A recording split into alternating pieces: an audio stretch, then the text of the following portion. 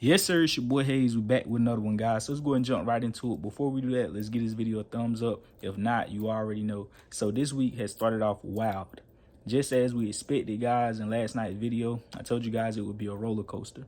I expected the market, I had said it probably end off green in last night's video, even though I expect more pain. It's just the way you got to pay attention. You got to use psychology with this market as well. A lot of people anticipating and expecting one thing. Most of the time, it be the opposite. So a lot of people probably expecting for it to be even more red on today. But some that know how the market operates, it's not just going to go straight down and it ain't just going to go straight up. So even though we expect more blood, they ain't just about to bleed it without no type of spikes because it'd be too easy. One thing you gotta do is buy puts and just sit back and have a money printing machine. So instead, they're gonna have crazy spikes come out of the woodworks. So the ones that's buying puts can, panic sell for a loss because they losing too much, because it's spiking too much. All that type of stuff, guys. You got to use psychology. You got to be smart. You can't try to overdo it and use too much size because you feel as if this got to happen. And then the opposite happen and you losing too much money because you trying to be greedy and make so much money at one time when you can just look at this as a marathon. Like, I'm going to be doing this for the rest of my life. So I don't really need much off each trade. I just need something to keep the real job away. I'm just trying to make enough to keep a real job away. Think like that and things will change for you guys. Size down.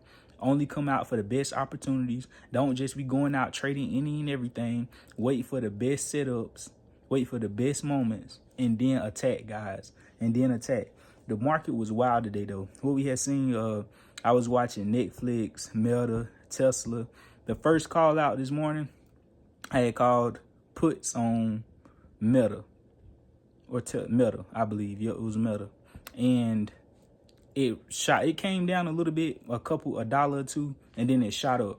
And my thing was, I expected to end the day green, but the morning, I expect the dip first and then an afternoon rip. So that was my plan, to play twice. Meaning I was going to buy puts this morning and then going towards, after I get out of the puts, I was going to buy calls for the upside potential because the market got hit so hard. And like I said in yesterday's video, I expected to close that gap. So if it would have never felt like it did in pre-market, after market on last night, this morning, never closed that gap, the day would have been straight out of the gate. It would have dropped like crazy. People would have been like, wow, we just lost 3.2 trillion on Friday and losing another couple of trillion straight out the gate like that. But since it already closed that gap, I knew upside potential was definitely there. But what was tricky about it is it dipped, and then by the time the market opened, it wasn't at the lowest points. Meaning, like Netflix, it dipped like to the low 800s, I believe. But by the time it opened, it was around 830-ish, $830.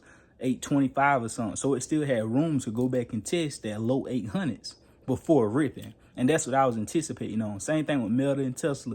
It already dipped to crazy low levels, but it ran up like $15, $20 before the market opened. And I was just buying puts for that dip to go retest near that area and then buy the calls for the rip. But I instantly hurried up and got out of the calls. That's why I say you got to follow the rules. I was risking like a couple dollars on Meta from where I got in at. It was up to like 590 or whatever the end number was. I think 590. Got out, lost $300. Instantly bought calls on Tesla. Bought the calls on Tesla.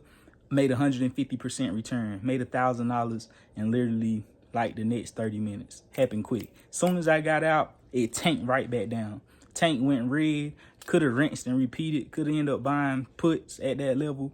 But once I got $1,000, $2,000 a day.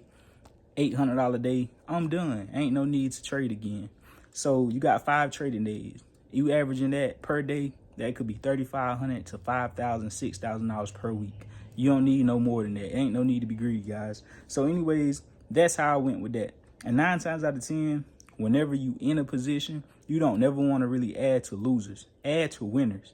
Because people be wondering how to get bigger, how to win more with less risk by adding to a winner. So if I'm already winning in a trade, it's easier to add to it early on to where when it continually goes up, I'm making more money quicker.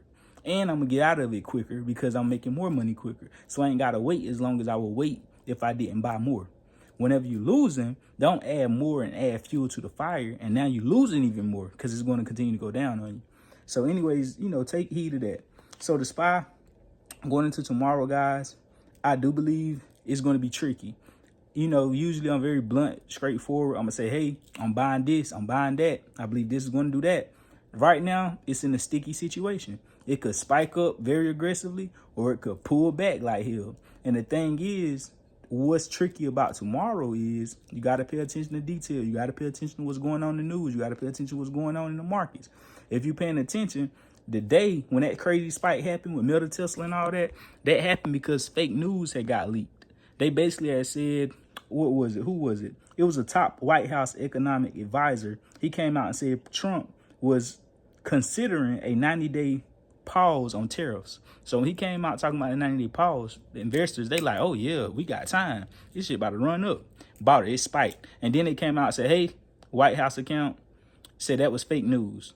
And then the thing is, that move was going to happen anyway. Regardless of that fake news came out or not, the market was going to move back up some. It's not want to just bleed without no type of spikes. Just like we go into a bullish market, it ain't going to just run up with no type of dips. It's just not happening. Of course, it could happen for, it could happen for a long period of time and you be like, dang, ain't no, dip going to happen or ain't no pullback going to happen. But it's going to happen is what I'm saying. And with a choppy market like this, where it's shooting down $70, $80 at a time, $50 certain stock, it's definitely going to happen within the same day, those up and downs. So going to tomorrow's SPY, if it breaks 513, if it breaks 509 where it's at, it can run to 513, 516, then 524. For downside potential, 500, if it breaks 500, we're going to break back down to the fours, 493, 483. Meta, we're looking at a breakthrough. If it continues to run to the upside, 528 is a resistance, 532 and 550. Guys, that's the potential. For the downside, 518, 513 and $500. For Tesla, we're looking at 543, 554 and 561. For the downside potential, we're looking at 233, 225 and 216. So as we know, guys, like I said, it could go either way tomorrow. I love to judge in real-time price action when the market is actually moving, guys, because going into tomorrow, if you're paying attention, Trump, he had imposed 35% tariffs on China on last week, and the market reacted to that. That's why the market lost $3.2 trillion on Friday, right? Now pay attention to what's going on this week. China retaliated. They did a retaliation to those tariffs and hit the U.S. with 34% tariffs. So now Trump like, hey, y'all can't do what I do. China like, oh, it's cool when you do it, but it's a problem when we do it. Fuck it. That's basically what they saying. So Trump like, hey, y'all better take that back. Y'all better withdraw that tariff. If y'all don't withdraw that tariff, basically like, like bullying them. If y'all don't withdraw that tariff, I'm going to have to hit y'all with a 50% additional tariff. And you think China going to back down? No. So I can go ahead and tell you what's going to happen. China is not going to withdraw nothing. They going to, U.S. going into tomorrow, they going to hit China with a 50% tariff. When they hit China with this 50% tariff, China going to hit them back with another 50% tariff because we done entered a trade war now.